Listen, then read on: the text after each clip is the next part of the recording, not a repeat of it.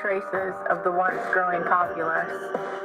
Yet some say that on starlit, moon-filled nights, you can hear the sounds of the once raucous residents partying into the early morning hours, shooting off their guns and yelling at the top of their lungs. From Georgia Myths and Legends by Don Rhodes.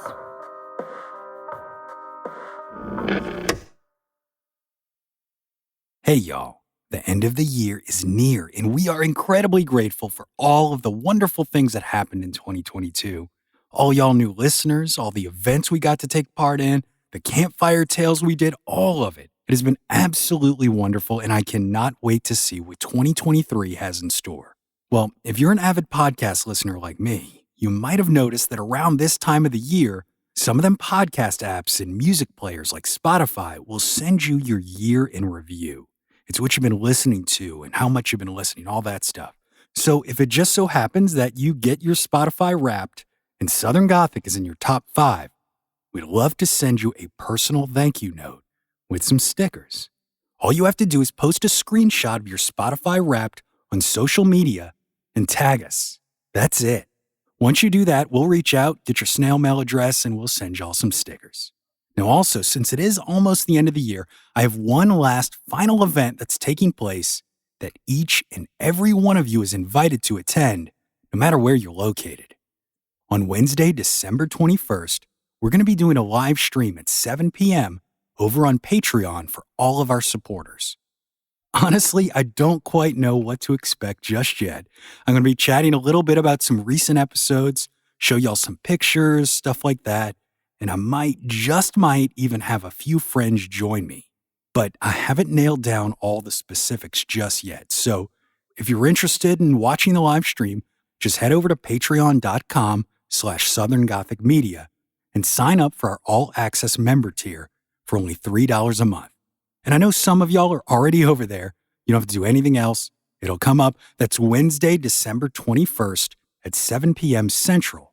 So come on over. The link is in the show notes. Now with that, let's go ahead and start chatting a little bit about this week's story.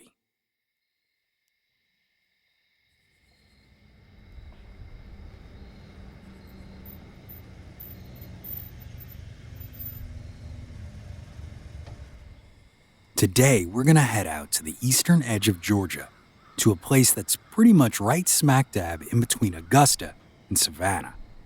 It's about 6 miles north of the town of Sylvania, in what's practically the middle of nowhere.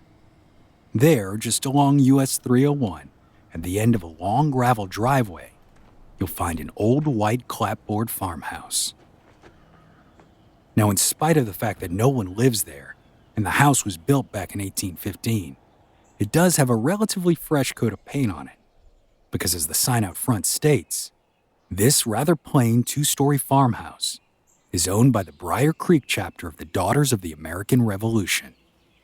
It's a building known as the Dell Goodall House, and it was built for a man named Seaborn Goodall, who was a clerk for the Superior Court in Screven County. But here's the thing. Back when the Goodall family owned this place, this house wasn't actually out in the middle of nowhere, all alone, like it is today.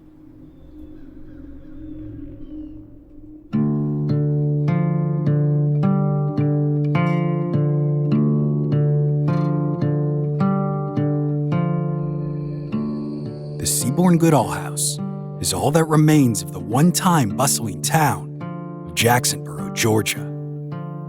A community that was purportedly so wicked that a curse was placed upon it, causing its demise, leaving nothing but this 2-century-old farmhouse.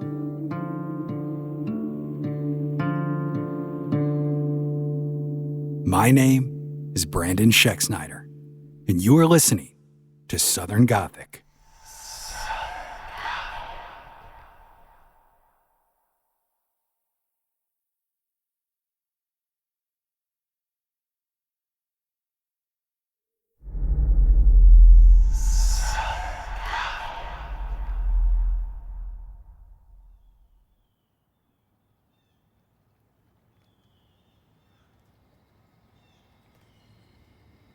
Jacksonboro was born as a frontier town, cut out of the Georgia pine wilderness.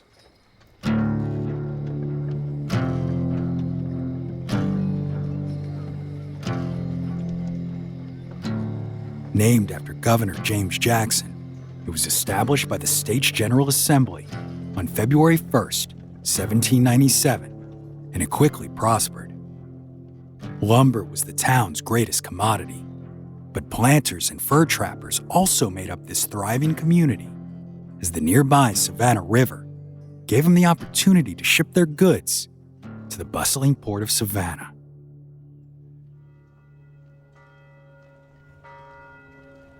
What the town looked like in its heyday is up for debate, as descriptions are a bit inconsistent.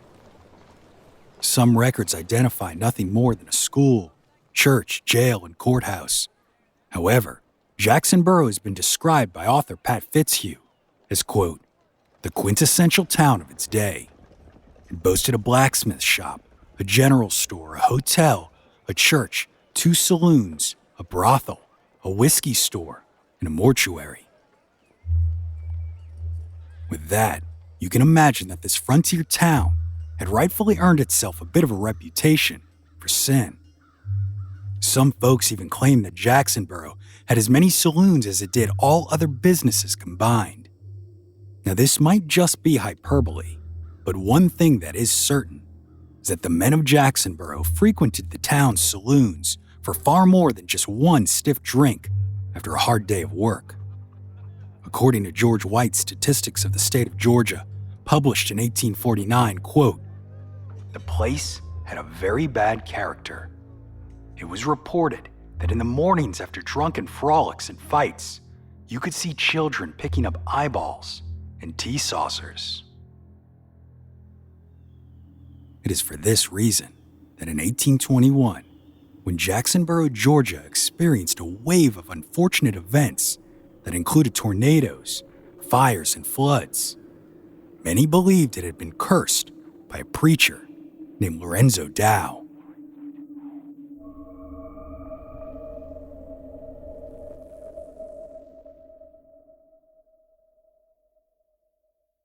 Dow was born on October 16, 1777, in Coventry, Connecticut. But as an adult, he earned an international reputation as one of the country's first celebrity evangelists, purportedly traveling upwards of 200,000 miles, both in North America and abroad. As a boy, Dow suffered from intense religious visions, so as a teenager he joined the Methodist faith and began preaching all over his home state.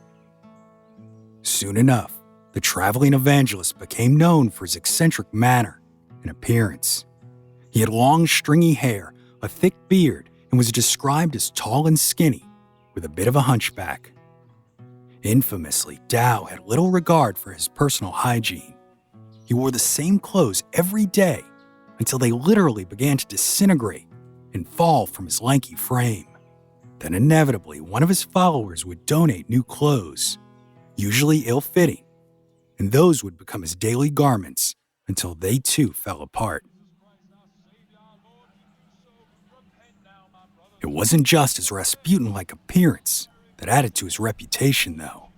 It was also his extreme zeal, theatric preaching, and fire and brimstone messages that earned him the nickname Crazy Dow. As a result, the traditional Methodist Church began to distance itself from him, but his antics drew immense crowds anyway. And since he wasn't supported by a traditional church, Lorenzo Dow had the freedom to utilize any public space he could find, including open fields and barns. It was while traveling through England and Ireland that he became the first to introduce multi-denominational camp meetings or revivals. Of course, those who attended were in for a spectacle unlike anything they had ever seen before. On stage, he'd do everything from scream and cry to joyously telling stories and jokes. Dow's booming voice made sinners quake in their boots as he confronted the crowds before him over their misdeeds. In each and every town he visited, he'd scream, "Repent now, my brothers and sisters, repent!" And some did. With all of this success, Lorenzo Dow came to believe that there was no town wicked enough or tough enough to withstand his crusade for God. So in 1820, the traveling evangelists entered the town of Jacksonboro, Georgia, and put that belief to the test.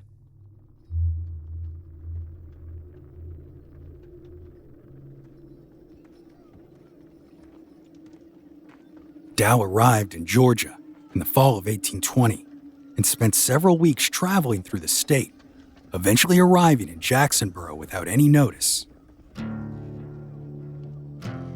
Upon entering the town, he could tell that despite the region's beauty, this was a place dominated by sin that needed to be purged and the people redeemed. He proceeded to do as he did in most of these places he visited, passing out handbills to advertise his arrival, but these were hardly needed, as word of his presence spread quickly. A local church offered up their building for his service, and that evening a sizable crowd had gathered to hear him preach. But as the preacher had predicted, the devil had gone to work as well, and a drunken mob had decided to pay him a visit with the full intention to disrupt his sermon and force him out of town. Of course, this wasn't that bold of a prediction, as this did happen frequently during his travels. Folks were certainly angered by his claim that they needed to be saved, but down here in the South, there was certainly something more to it. Dow was an outspoken abolitionist. The church where he planned to preach was a simple building. It had unpainted clapboard-covered walls, a brick chimney, and pine plank seats facing a raised day with a lectern. The service began uninterrupted with the singing of several hymns. But then, as a local named Seaborn Goodall formally presented Lorenzo Dow to the crowd, chaos began.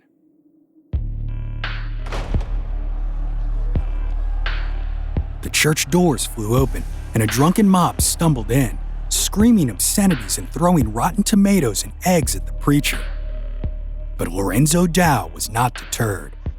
He continued to preach to the congregation until eventually the mob withdrew. Satisfied with their outburst, the drunkards staggered out of the church and back to the saloon. Yet some do say the violence that day was far more pronounced, that the mob actually forced an end to the meeting before it even began by rioting outside the church, throwing bricks and rocks through its windows and firing gunshots into the air as they screamed obscenities at the pastor.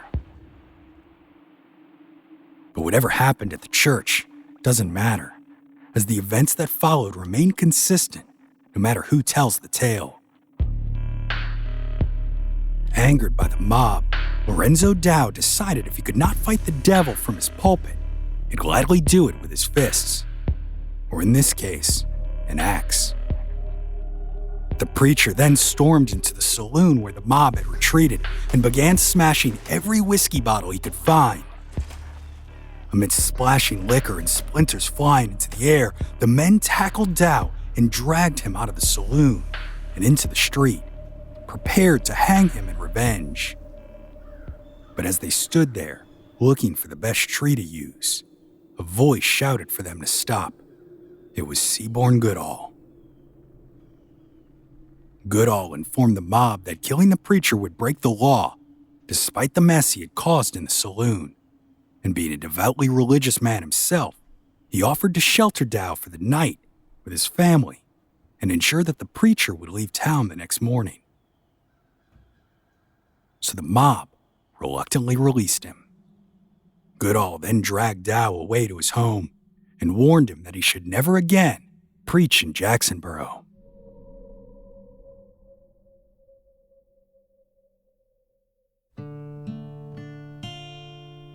Then, the next morning, as Lorenzo Dow prepared to leave town, he was once again met by the mob.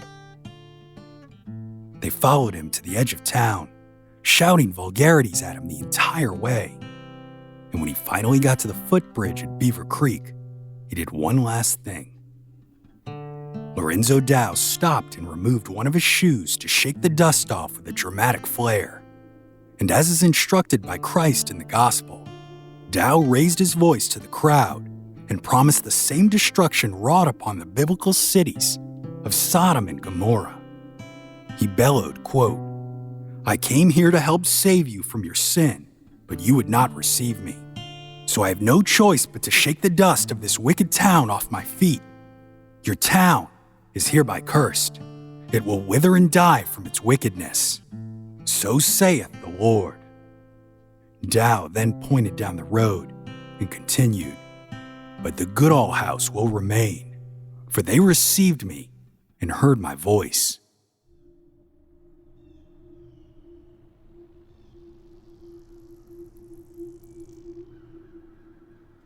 The famed evangelist then galloped away and never returned to Jacksonboro, Georgia. Of course, the men laughed at the drama of what they had just witnessed, but little did they know there was much to fear from the words Lorenzo Dow spoke. We'll discuss the aftermath of these actions and more after the break.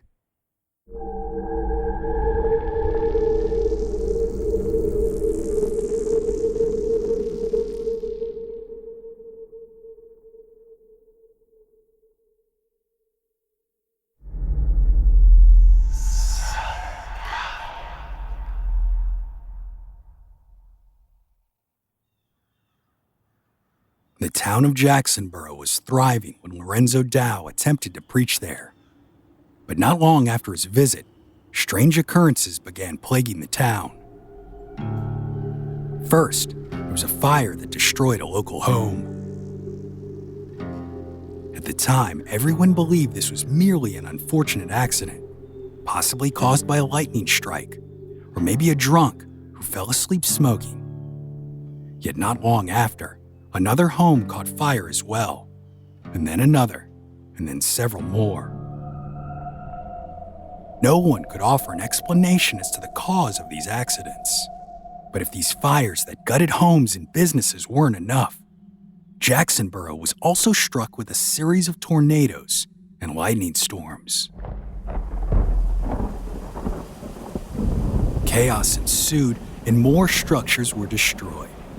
Even the usually peaceful Beaver Dam Creek turned against the community as it became a raging waterway.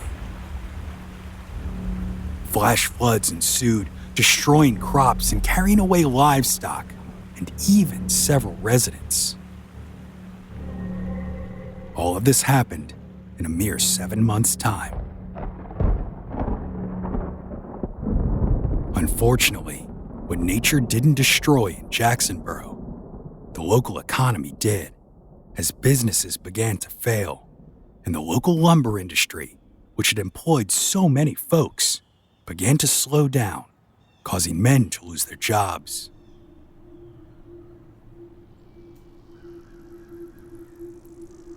Between all of this destruction and economic failures, some who remained in Jacksonboro began to cite Lorenzo Dow as the source of the town's problems. And whether in fear of the curse or just frustrated by the lack of opportunities, families began leaving the area, one by one, until there was simply no one left in Jacksonboro. By 1847, a little more than 2 decades following Lorenzo Dow's visit, Jacksonboro was a ghost town.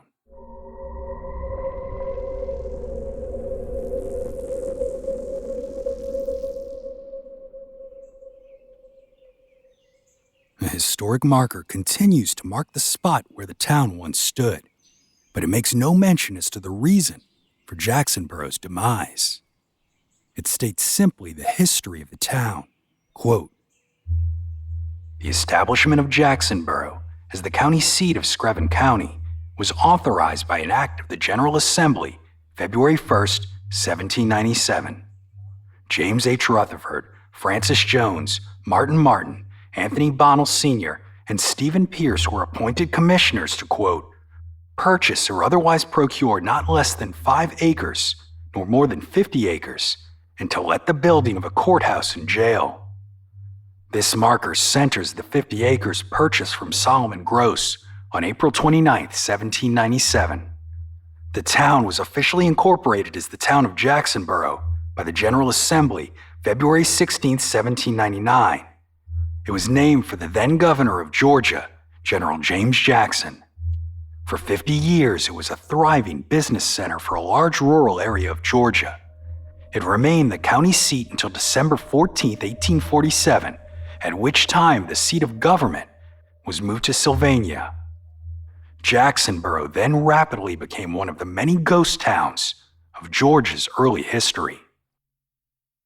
But as we know, this marker isn't all that's left to remember Jacksonboro. One lone structure still stands almost 2 centuries later, the Seaborn Goodall home.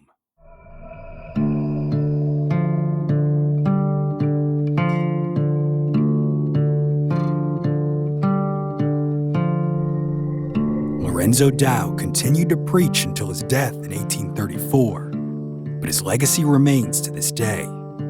Yet whether or not it was he who caused Jacksonboro's demise, or merely unfortunate luck on the American frontier, is unknown. But one thing is certain: the Goodall House remains today, where all others have fallen, the sole relic of a town where the devil ran rampant.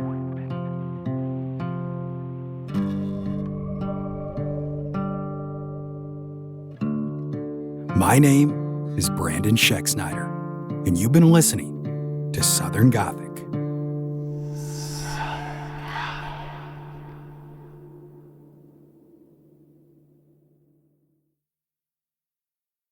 Southern Gothic is an independently produced podcast created by siblings Brianne and Brandon Scheck-Snyder with the support of listeners like you. This month, we'd like to thank our most recent Patreon supporters, Michelle Archambault and Hallie Colvert, who is our newest superfan. If you're interested in joining us and receiving additional content, including ad-free episodes, head over to our Patreon page today. The link is in the show notes. Lucky Little Shacks.